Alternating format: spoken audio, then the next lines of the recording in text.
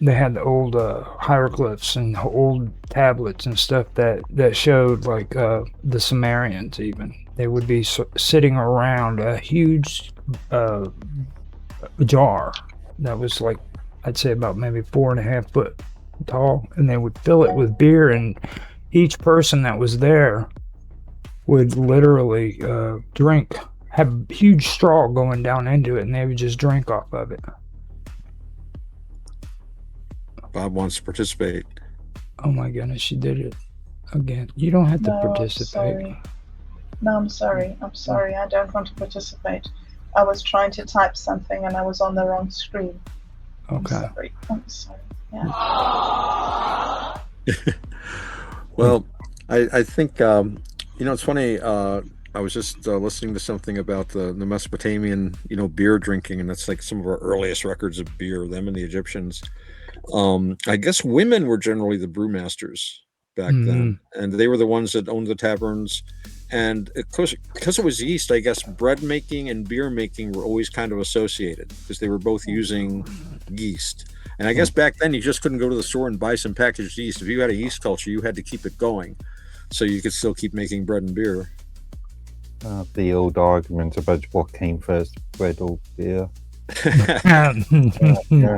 It could have been the same time, Well, I mean, kind of beery bread or beery. I've had beer that was almost like bread. I had this Belgian beer once, Saint Sixtus, I think it was called, or something. Saint Bernardus, that was it, and very expensive. A buddy of mine swore by it and bought us a couple of bottles, a little like 10-ounce bottle for $5 back then. It was, White and it was beer. like drink. It was very dark. Yeah, okay. I think It has a drunk monk. The label has a monk holding a big glass, looking very happy and drunk. And it's this dark brown beer, and the head is like amazingly thick. And it's like drinking a hunk of bread. I don't think the alcohol content is particularly high, but it's like drinking bread. It's just all this wheat and barley and stuff. It's really like barley juice that's like slightly fermented. I could see that being a nutritious part of your meal after you've been like working in the fields all day. have you ever drank moonshine? I have. Both commercial and homemade. Just I've curious. had honey shine, which is Back made in from my mead. Back in my late teenage years, I was drinking lots of Belgian beer. Different times. It was a good pub, a good nightclub actually, in Exeter. They used to sell decent Belgian beers of different types. What about moonshine? Did you ever do moonshine? It's moonshine to say a very generic term. Moonshine is definitely not generic, dude. You drink moonshine, you're gonna know you're drinking moonshine. Yeah, but there was a singular recipe for. They call it moonshine for a reason. Doesn't it technically have to be distilled through the radiator of a 1957 Chevy? Yes, Technically moonshine. you hit it right there, dude. You're right. So moonshine didn't exist before 1957. Exactly. Before that, they used a DeSoto. But I know that I think moonshine, the way I think of it, is just any home distilled kind of alcohol, something that you don't do with the permission of the government. Right. So that's where they would do it by moonlight. So it would be like moonshine. What are you doing out there at night? Oh, I'm just bottling up the moonshine. But now, of course, I've actually seen commercially made stuff marketed as moonshine. I remember a while ago, a long time ago, last time I was in this liquor store, and they had like little mason jars with like clear liquid and a piece of fruit at the bottom labeled moonshine. But I do know some people that do home distilling, and I've had distilled mead. So it was like, they called it honey shine. It was just from, completely honey produced, honey based alcohol. But as I recall, it tasted just like any kind of hard liquor. It had no real flavor to it. It was just crude and burning. So The good old days. yeah. If you well, like, you take moonshine and literally like take the rust off of cars, just rub it in to the side of it, and especially if it was made from potatoes. potato shine is Ooh, the strongest. that's hardcore. And they use corn and potatoes. We must know this story about Northern Russia, and after Soviet Union collapsed. There was reports at the time of so many people dying because of Badly made alcohol. really questionable vodka. Yeah. Biggest Using killers at the time. I would personally say vodka started out as moonshine, to be honest with you, because like back when I was drinking, that was my fault too. It was always vodka because it was cheap and it was strong enough and it had a kick. You know what I mean? So I could see that being like Russia's version of moonshine here in the United States. I mean, I remember reading that moonshining in the U.S. got started by the Irish American community, because they said every Irish immigrant that hit the shores, the first thing they did was go settle down, go up in the woods, and start making poteen, which was a great Irish tradition of distilling your own alcohol. And it just kind of stuck. And I mean, after all, it's why not? I can believe it. Irish whiskey. Yeah. And they distill whatever they had handy. So if you want to get drunk, you drink that Irish whiskey, and then you get into the whole Bushmills versus Jameson debate. Well, I mean, I've already told you my opinion on Scotch. Anybody who can drink Scotch with dignity, freaking, I take my hats off to them, because I love single malt. That's why I said that.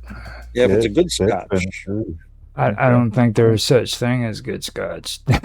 That's There is a difference between a good Scotch and like the gallon Juggo Scotch for $9.95 down at the market.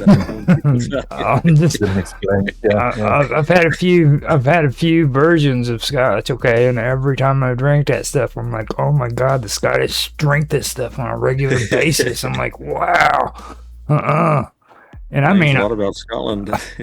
I'm not sure if it's a bit of a stereotype that's usually Scots. Where is it? Down in Devon, there's a monastery, famous monastery, Buckfast, which produces its own wine, which is laced with caffeine. Oh yeah, I've heard of that. And there's this whole joke about glass regions using getting out of heads on this stuff, and it was actually a big problem in Glasgow at one point. I heard something about that. They were trying to restrict access to it or something because they thought people were overdoing it, or it reminds me of there used to be a beverage called Van Mariani, which it was made with coca leaves, so it actually contained measurable amounts of cocaine. It was one of the Pope's favorite beverages. They made it in the 19th century. I don't believe it's available anymore unless you have a really, really old cellar.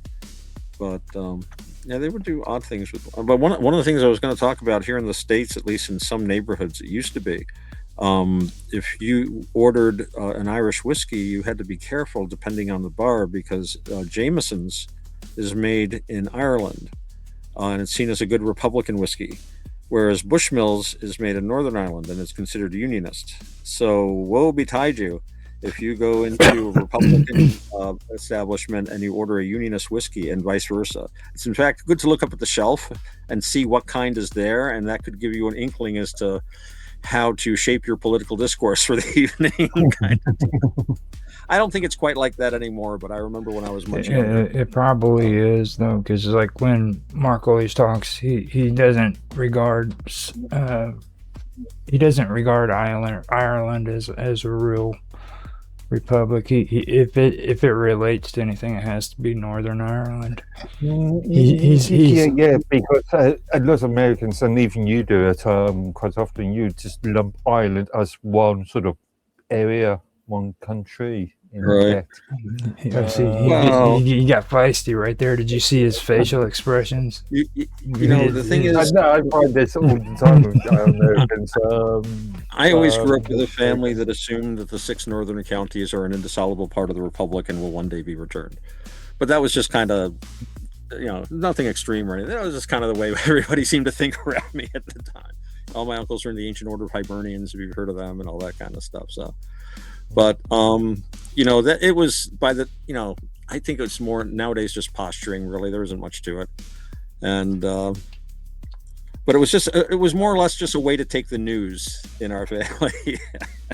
I understand counter arguments, and I understand the wishes of the population might need to be taken into account.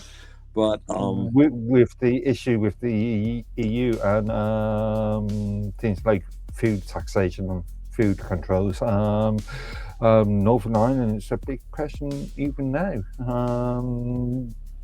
because especially with this current and the previous government not protecting Northern Irish interests as much as they should have. Really? Yeah.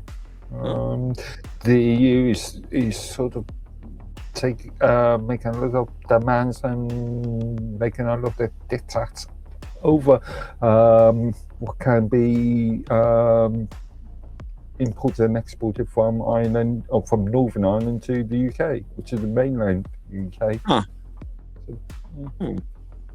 That's kind of interesting, because we were talking about that before, about them wanting to stay in the EU and you guys breaking away from them. Well, when a locality is not happy with how the central government is going, I mean, you've got to have feedback and take into account that's happening up in Canada right now. Mm-hmm. Right? What is it, Alberta?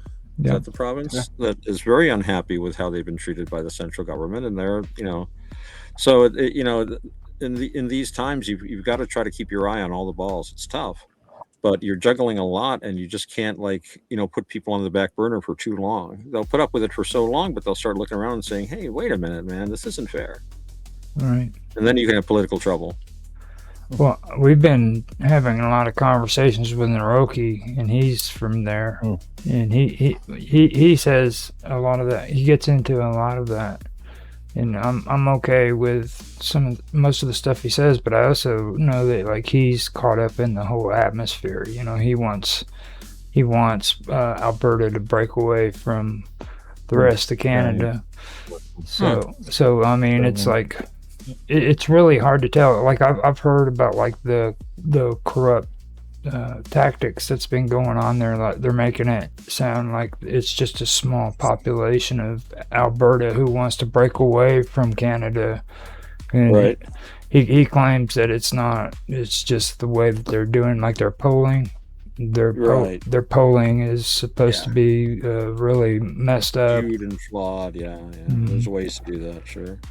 And then the conservative who was going to try to run for prime minister there just recently went on Rogan's show, and after saying that he was going to support separation and all this stuff, later on he turns around, gets on Joe Rogan's show and starts saying, "Oh, it's never going to happen," like he was never for it. And it's wow, I seen.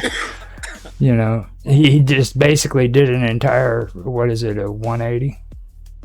Yeah, weird. Even in the UK, there is rumours that Starmer is attempting to push us back into the EU through backdoor sort of measures, just accepting more and more of the EU's rules. The only thing I disagree with Naroki on, and most of the separationists over there, is that they have this idea that the United States is going to have to get involved because of China. And I when I was talking to you guys about BRICS, I think if China is going to try to do anything, it's going to be financially through organizations like BRICS, you know. Like they're not gonna like try to go in and literally invade Alberta, you know. And also because of the Commonwealth issue question,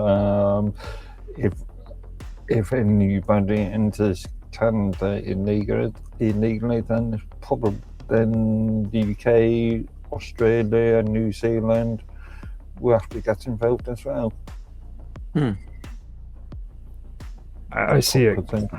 I see it kind of like that whole, like we were talking about patriotism, and or you guys were, and when I hear stuff like that, it reminds me of like here in the United States back in the 80s and the 90s with stuff like Invasion USA or Red Dawn.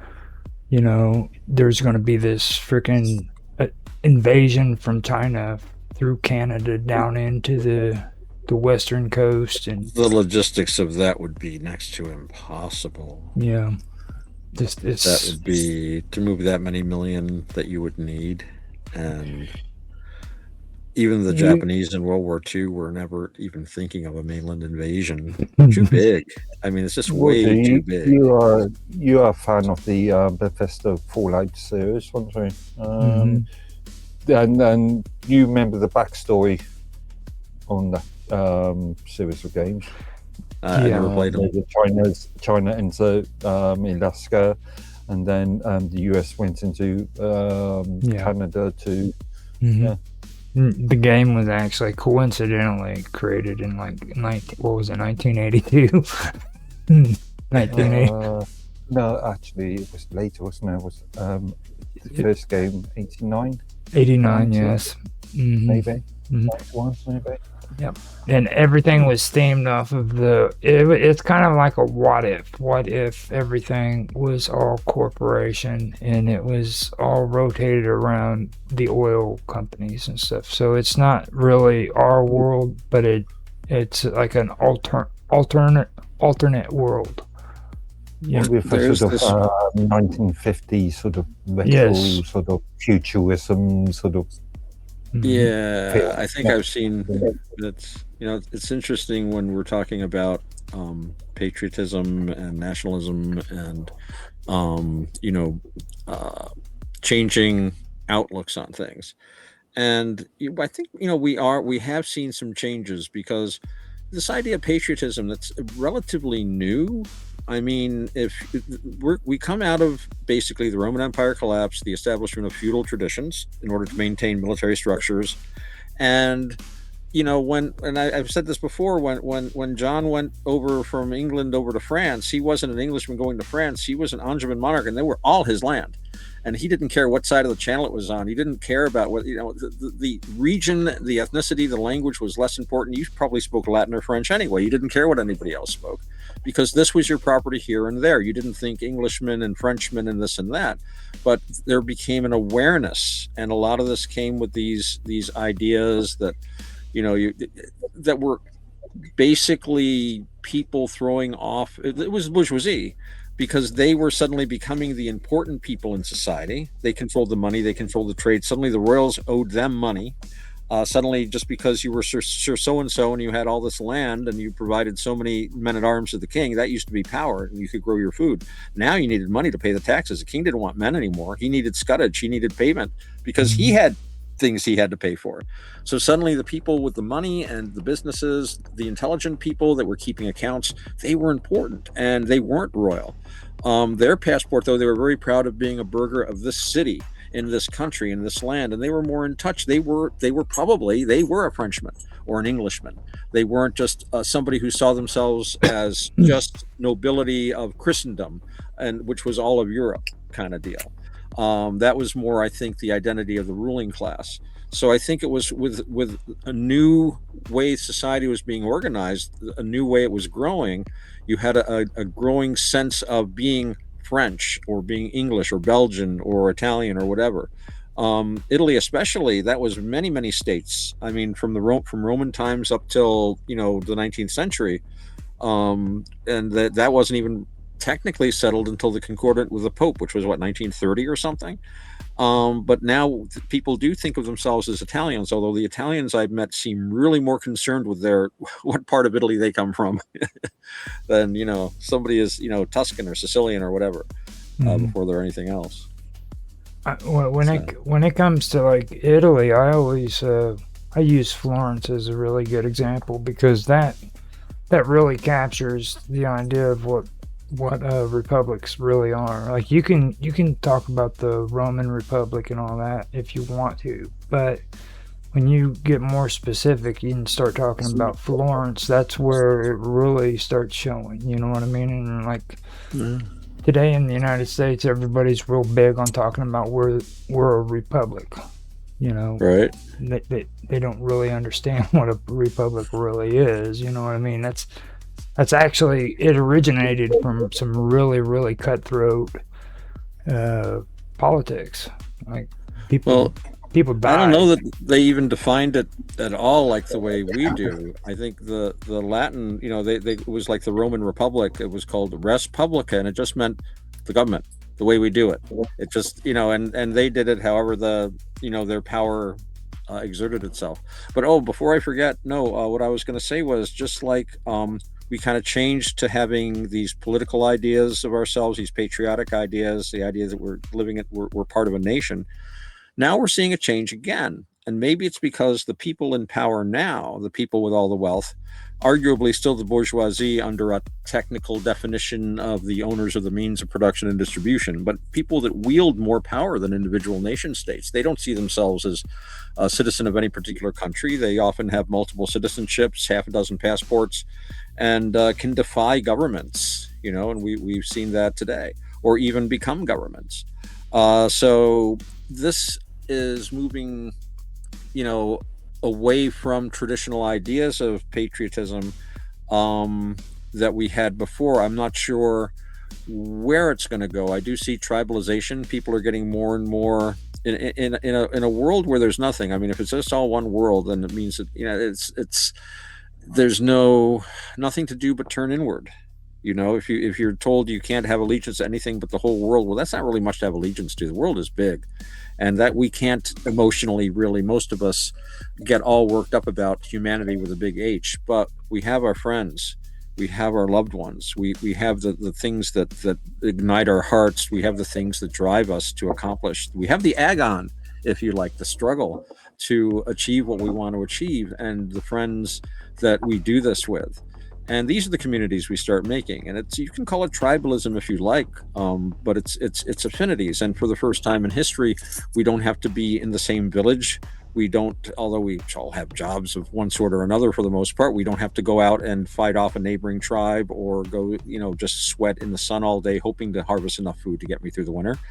We can get together and do these things. So anyway, that was my rant. That's a good one.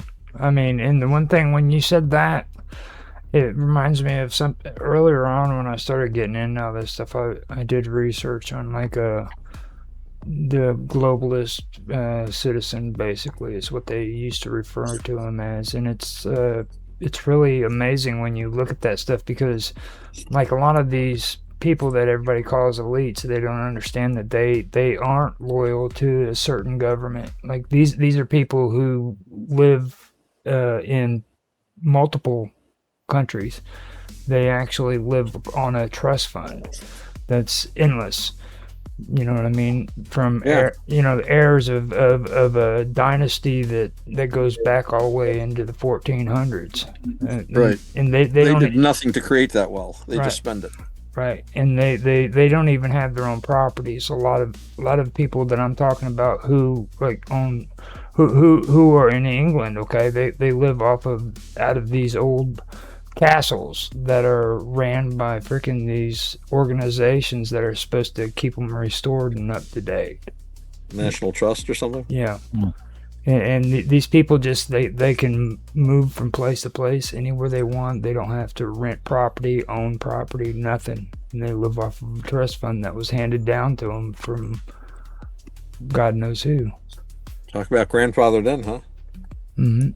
And that's what really amazed me is by that. And then I, when you guys start talking about slavery and stuff, it's interesting because and I've gotten a lot of flack from this, and but it's actually true. Okay, it's like you take a look at these people who are freaking just disgustingly rich.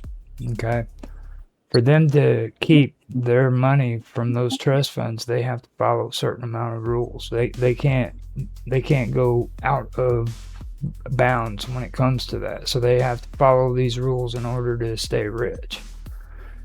I found that interesting, and it's like if you take and you look at if you take and you look at housing authorities, the ones that take care of the neighborhoods and make sure that they stay, that they're doing the same exact thing as what a person in the projects has to do. They have to follow rules and guidelines. Huh. You see, so you've got to follow rules, else society breaks down. I can move to the country, buy a house, live life the way I want to live. Nobody tells me what color my house has to be. If I mow a yard, obviously those are always petty. But that's the way. That's the way they. But rules such as you aren't going to go into the next door neighbour's house and rob them, or cafe's next door's ox or something. That's different. I mean, this is something I mean, literally, like these housing authorities and these freaking neighborhood. I forgot what they call them, but they're community organizations that watch over freaking the neighborhood. It's like they have their own little organization, and that's how they all do it. It's the same thing. It's just on two different sides of the spectrums. One much more U.S. sort of fun. No, it's happening everywhere, Mark. You guys have them. You guys have them in England too. It's actually everywhere. Bob's been real quiet. Do you have any comments, Bob, you feel like making, or a new subject you want us to cover? Or? He's probably eating like I am, or did. I had a cheeseburger, or not cheese. I keep calling them just hamburgers and stuff. So. My buddy. Sorry. It took me a while to find the right button to click. Oh. What do I want to say? I want to say that I think that nationalism is very important, but it needs to occur within a type of tolerance, a type of globalism. I think that humanity is one species, and we need each other. We all have little bits of the truth and ways of looking at the world that are helpful. And each culture, even cultures that are aggressive and intolerant towards us, even those cultures offer us stuff, even if it is just to be less arrogant by accepting somebody else's point of view. But we're very different. One of the things that I like to say about anarchy, because I'm hardcore into anarchy, but the only really legitimate unit of governance in an anarchy is a person. Each person needs to govern himself. He has no right to govern another person. So we make these little communities of people who can put up with us and put up with our faults and our whatever. But then other people do it too. The problem with that is you're going to create a form of ghettoization. Why? You're going to have small communities popping up. Well, that's not a bad thing necessarily, is it? I mean, what's wrong with people having? We have communities that do that today in the United States. The Orthodox community, they kind of live like it's 1903 in Warsaw. Sometimes there's like whole neighborhoods where they recreate even to their dress. But I mean, I don't think it's a bad thing if that's the way people are comfortable living. Some people want to move off grid and live without electricity or flushing toilets.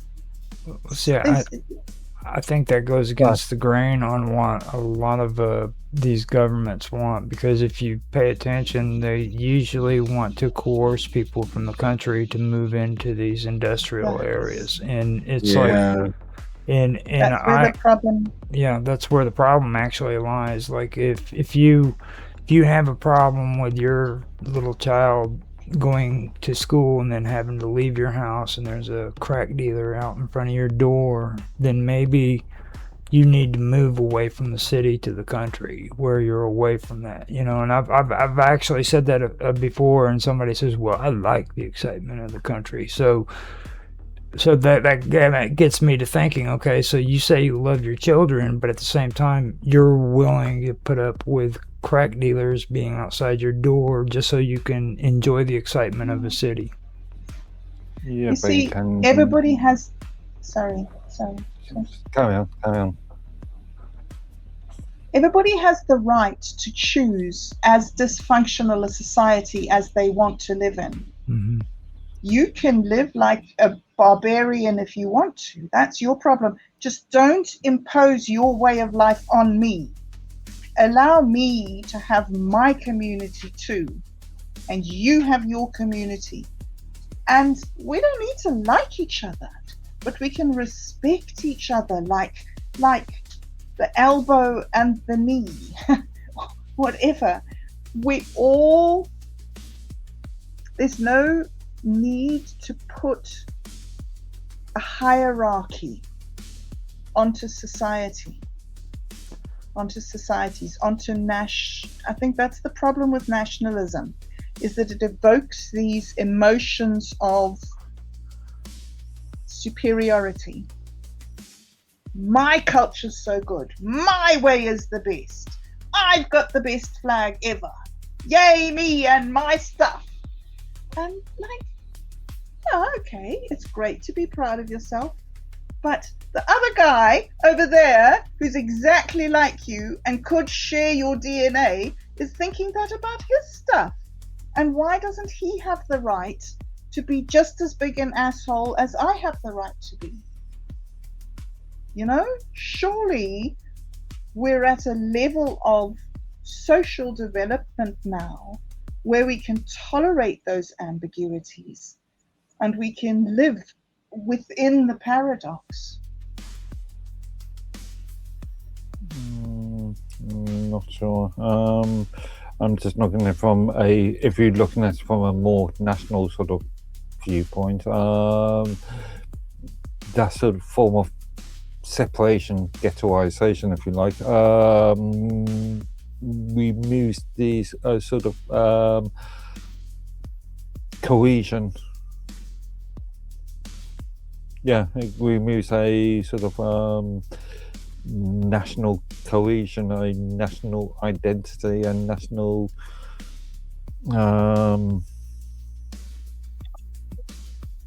form of striving, if you like. I don't know, though. I mean, again, as I was saying, a lot of this is historically recent, and in fact, the result of literary activity. Let's think about Germany. I mean, before Napoleon created, I think it was called the Confederation of the Rhine, there were between 300 and 400 different German countries. No one knows exactly how many. I remember a history professor of mine, I asked him about this, but it's like, someone would die, their country, their domain would get divided among their sons, somebody would marry, two domains would so every year there was like a different number, but there was at least 300 different little independent sovereign countries, and we didn't have any world wars. Just a button. Funny enough, me and Roger did an entire, I think, 2-3 episodes on this subject. Oh, really? It's a fascinating time. In one of our more political things, and looking at the history of Germany before what was it, the 20th century? So yeah, late 19th century. Yeah, so I would. or from Napoleonic Wars. Yeah, from Napoleon on, it was Yeah. down. He reduced it to a Up to the saner number, but even so, I think the average German person was probably a lot happier when their country had an army of 10 guys who were usually used as an honor guard when the Duke or the Count came out to visit the public bath, which created 2/3 of the gross national product of their little country of 100 square miles. Rather than being, suddenly you're in the Kingdom of Bavaria or you're in the Kingdom of Prussia, and the next thing you know, it's the Empire, and we're going to go over to France now, boys. And it's so, again, I have nothing against like nationalism, but I don't see why you have to have nations that big that can do that much harm. I always liked the canton system in Switzerland, and that was something that I think, was it Proudhon or somebody used to point to. There are ways people can organize themselves in a way that's as non-coercive as possible. One of my goals is to remove coercion from all social interaction. That will never be. I realize this. I mean, I know there's very good arguments that, yeah, you need a certain amount. If nothing else, rearing children, there has to be a certain amount of coercion. No, you can't jump into that river. I will coerce you, sort of deal. But still, I've always felt that the smaller the units, the less harm they can cause. And a Germany that had 300 different independent countries, or even 30, did a lot less harm in the world than the Germany that, basically, I mean, I always, and I've been accused of being an apologist for Germany. I just try to look at everything from every angle, but at the end of the day, Germany has probably caused more problems in Europe than any other single force in history that I can think of. And you can start with Charlemagne if you like. Well, I mean, I could say France too, though, because yeah, I was just thinking that myself. Well. No, I mean, I joke around about it a lot. Don't get me wrong, I do joke around about it. But like me and Mark just finished up Roger's Real-Time Talk Show event where we were talking about political history in France, or not France, but Europe. That you're getting into that whole Habsburg thing that they had going for a while. A lot of believe it or not, we monarchy, I think, was a hangover from that. We actually stayed away from the Habsburgs. Yeah. We just went into like John, like you were talking about child rearing, okay? Like a Rousseau, okay? Now Rousseau, he was real big on making lectures about child rearing, okay? But then there were allegations against him that even though he was trying to tell people how to child rear their children, he had given up like 2 of his own children to foster homes because he couldn't care for them. Wow. Okay. Yeah. Physician, heal thyself. And what's his name? He was the guy from France. He was he was a part of the classic liberal movement. Rousseau? No, he was a French. Voltaire? He was Voltaire. Voltaire is the one that pointed that out. He actually pointed it out multiple times, to be honest. And nobody would have known that Rousseau was a downright dirty dog who threw his kids out into the street. You just said we just finished off, but that must have been that. We finished off that, 6 months ago? 7 months ago? Mm-hmm. But you see, nobody would have known that if it wasn't for that big mouth Voltaire.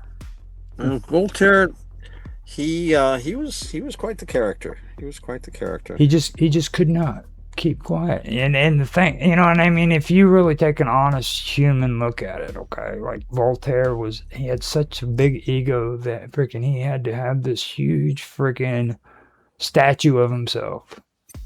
You mean, yeah. You know what I mean? Yeah, I remember once I was getting coffee somewhere, stopped in this local coffee shop, and they had a big screen TV up in the corner. I don't watch much TV, except when I'm in coffee shops picking up coffee, I guess. And there was this, I guess it was almost empty, but I guess whoever was working was a Catholic, because it was like a Catholic television channel, cable channel. And there was this priest, theologian, and he was talking about this terrible influence in our society, and this, and just talking about this person whose ideas are, and like, wow, I wonder what modern thinker he's talking about. And then I'm listening for a few minutes while I'm waiting for my coffee. It's Voltaire. He was just tearing right into Voltaire. This was like, I don't know, within the last probably 30 years, and it's like, I was like, And he's going on about it. I'm thinking, what kind of current guy, and but it made me start thinking that these ideas are still very much with us. I don't think Voltaire was as destructive as all that, and he could be a very good writer. But he was a product of his time. They really weren't very thoughtful bunch. Like Rousseau, I mean, it's easier to describe how other people should act than to act that way yourself, as we all know. Now, Voltaire, I think he came out with great stuff. I just think that he was always talking. You know what I mean? Because that's most of his writings was always him just talking. He was always had to comment on something. Now, not like this group at all. No, not like this group. Now, you take a look at John Locke, though. Okay, now John Locke, the most you find of him is portraits of him that are set up in libraries most of the time. If you go into a library, you'll see a picture or a portrait of John Locke, and it's modest. It's like that. But then you take a look at Voltaire. He had to have this extravagant statue put up in Paris and in the middle of the square, you know what I mean? Wow, I had no idea. So it's kind of like when you start checking that out, it's pretty interesting. And then we actually got into Paris and the French Revolution. And when you take a look at the French Revolution and what it stood for in the beginning and what it ended up like or about at the end of it, like. I forgot the name of the guy. Who was that again? He was the guy that was in charge. He turned maniacal. Like he went from talking about revolution and classic liberalism to freaking like a maniacal freaking like today how we come up with the term radical. Okay, like he took radicalism and just he separated it from what classical liberalism was. So when people hear about liberalism and then they hear about radicalism, they don't understand that they're two separate entities altogether. Right. Like by the end of the French Revolution, they said that if you did not support the revolution, you were a traitor to the cause and you had to be put to death with the nobles. Okay. Yeah, it got pretty violent. So they were pretty much trying to figure out anybody they could find to take and decapitate. It was bloodthirst, and I found that to be very interesting. Whenever we were finally done with it, that really woke me up to a lot of things. Roger, do you think it was hatred? Oh yeah, revanchism is the term they used. Me and Mark learned that word last year, revanchism. Mm-hmm. And it was very interesting when we seen that because I'd always pictured the Eastern Europe, as being the whole thing when it came to ethno-nationalist movements. I always thought it was like Eastern Europe doing it, like the Slavs and Germany and all of them. But then I found out that it was like revanchism was taking place in England. No, not in England, but in France as well, because like Germany was upset that Napoleon had occupied Berlin. And then but after World War I, they turned around and did it again with the Weimar Republic. Okay. Yeah, after the Weimar. Yeah. And it kind of really opened my eyes up when it comes to Europe and what was actually taking place. And believe it or not, it had absolutely nothing to do with the Habsburgs. Nothing whatsoever. They were up on their high horse at one point. They were looking at uniting the crowns of France and Spain and Portugal and the crown of the Holy Roman Empire, which was the closest thing that Germany had to a central government and didn't really work very well. Mm-hmm. All under one monarch, which would have been pretty scary. A lot of people thought it was great. Most of them actually worked for the Habsburgs. And everybody else was like, oh, bloody heck, this is like way, way too much power for one group to have.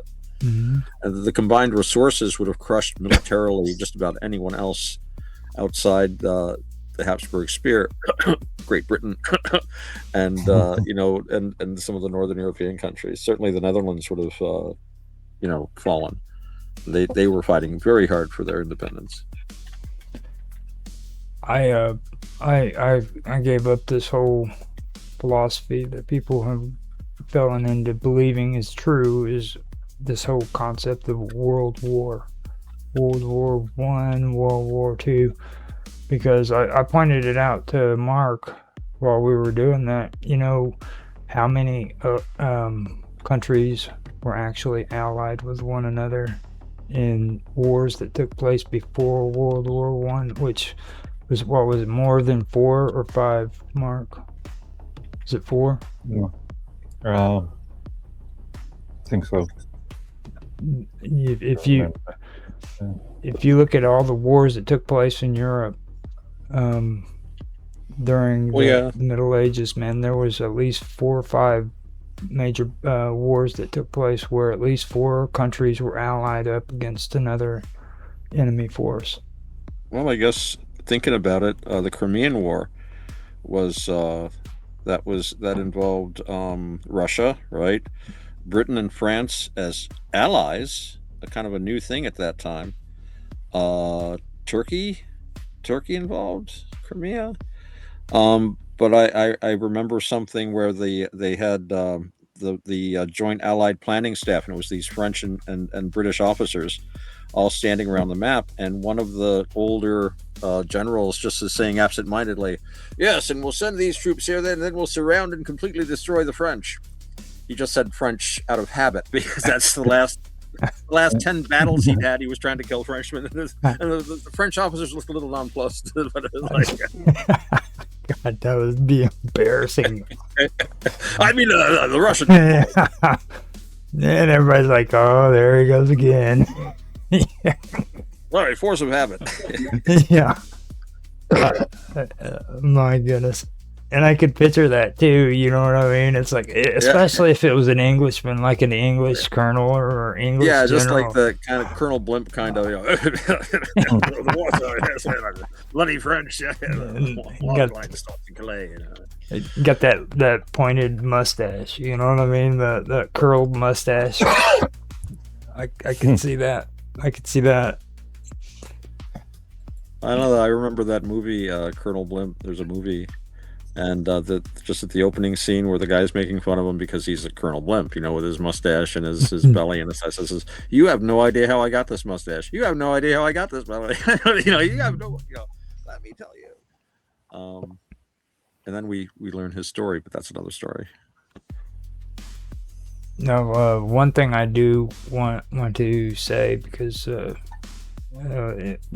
I was talking to Bob before we came up, and I wanted to mention that my dad did recently pass away, to anybody who is listening, and I wanted to just kind of put out a word to everybody that my dad did pass away, and I'm doing okay with it and stuff. And Bob Dub was talking to me, and she got kind of worried about me, and I wanted her to know too that I'm doing all right, and kind of make this an episode where I mention my dad, and I'll always remember him, and I love him, and for everybody who actually knew him and maybe sees this at some point or another, if they see it and they don't know that he passed away, and I wanted to give my respects to Raymond Lewis Hanson, who was my father, and say thank you for being a father to me. I've actually handled it a lot better than what I did with my mom, which you guys already know. I didn't do all that well when it came to that, but I'm doing all right. I'm taking care of business, helping my brother get things straightened out here at the house, and things are going all right. And Bob, don't worry about me. I'm okay, and I want you to know that, okay? Looking for the button. Yeah, she's looking for the button.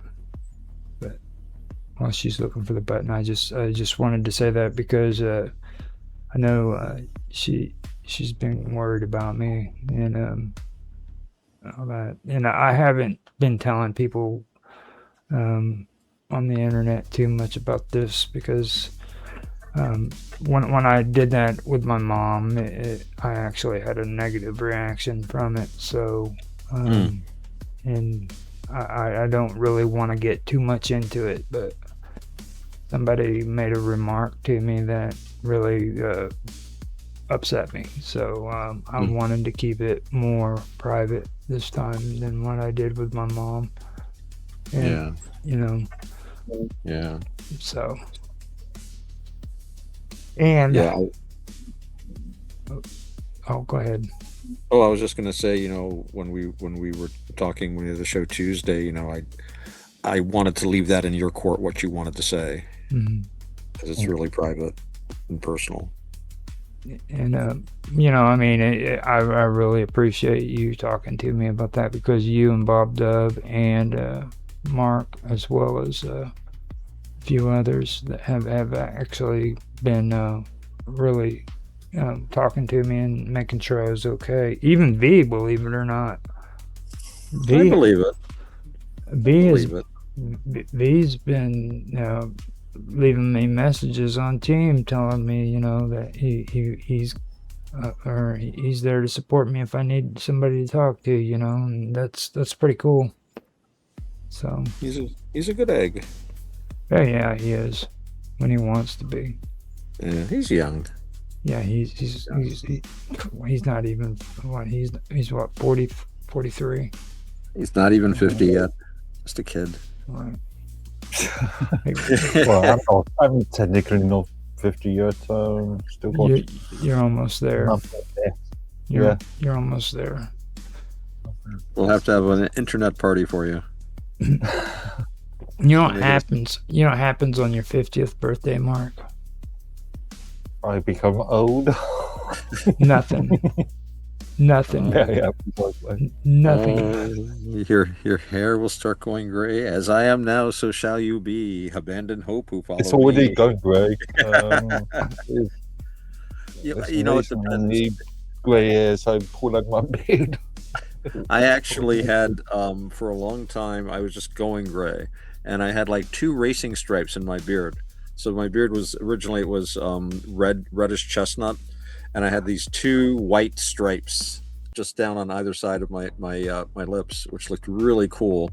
And I had this one stripe in my hair, and then at a certain point, it was like the turning gray gene put the pedal to the metal, as they say. And I was actually working at a very stressful job site at the time.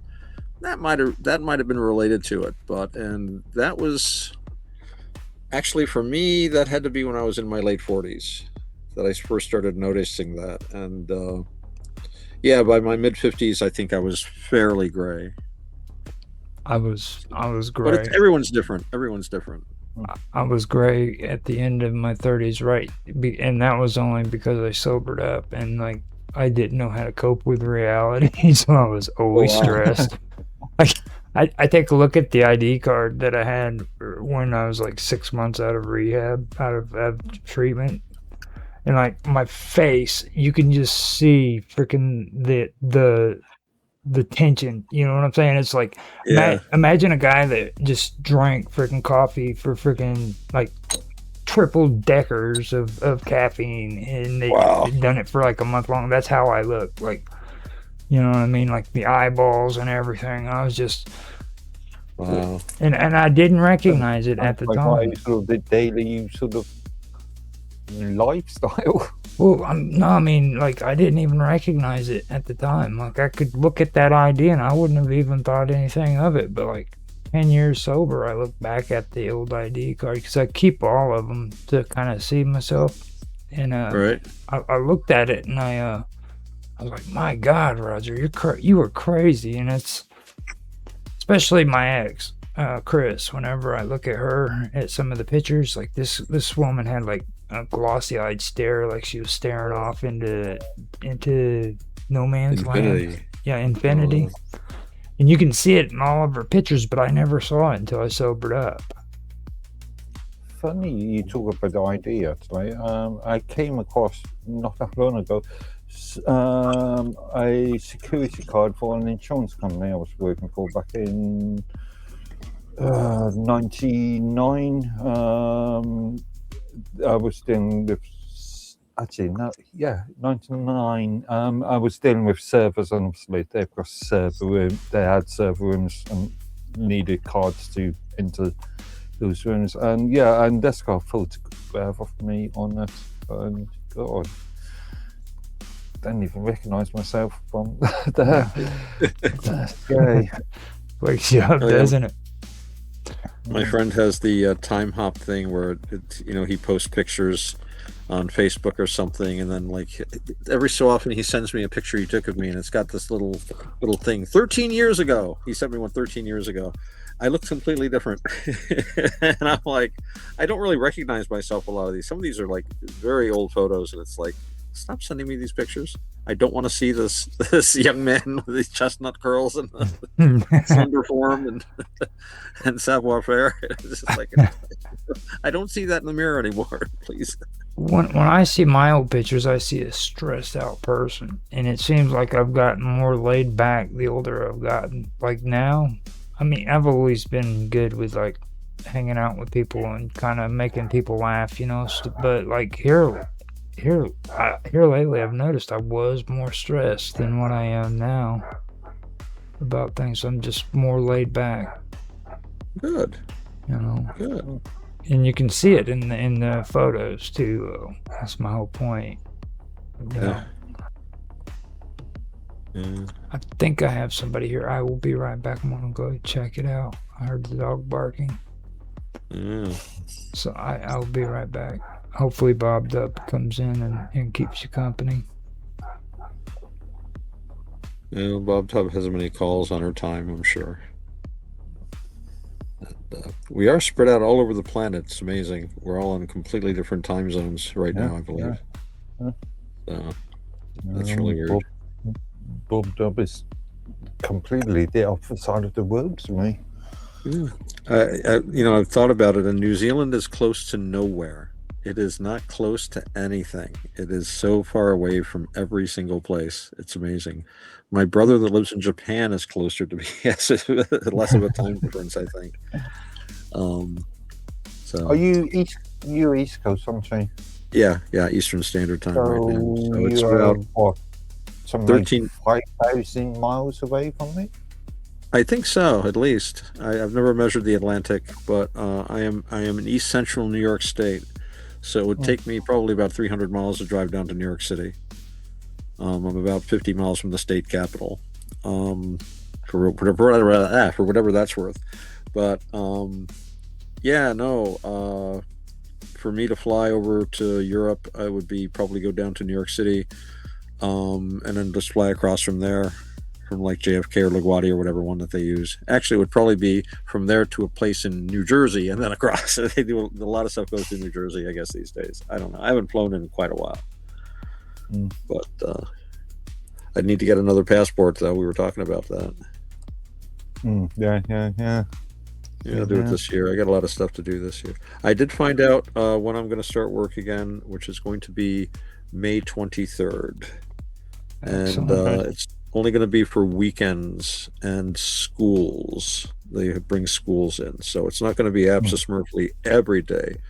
But after that, I'm probably going to do a 7-day-a-week stint, which I'd like to do because that, well, obviously it brings me more money, and it also builds up my unemployment insurance so that I can get paid to winter over while I'm waiting for seasonal employees at a certain level get to have they pay you over the winter unemployment insurance. It's not really, it's about half what you make during the year.